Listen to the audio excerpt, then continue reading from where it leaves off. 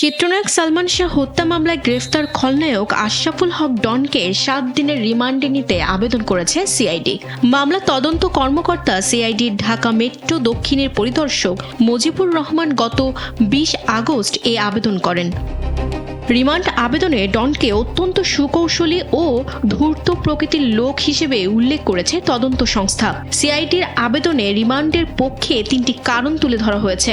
প্রথমত, মামলাটি দীর্ঘদিন ধরে আলোচিত এবং এর ভুক্তভোগী দেশের জনপ্রিয় চিত্রনায়ক সালমান শাহ। দ্বিতীয় কারণ হিসেবে বলা হয়েছে, ডন অত্যন্ত সুকৌশলী ও ধূর্ত প্রকৃতির। তাকে পুলিশ হেফাজতে নিয়ে ব্যাপকভাবে জিজ্ঞাসাবাদ করা গেলে ঘটনার সঙ্গে সংশ্লিষ্ট অন্য সহযোগী বিষয়ে তথ্য পাওয়া এবং তাদের অবস্থান শনাক্ত করে গ্রেফতার করা সম্ভব হতে পারে।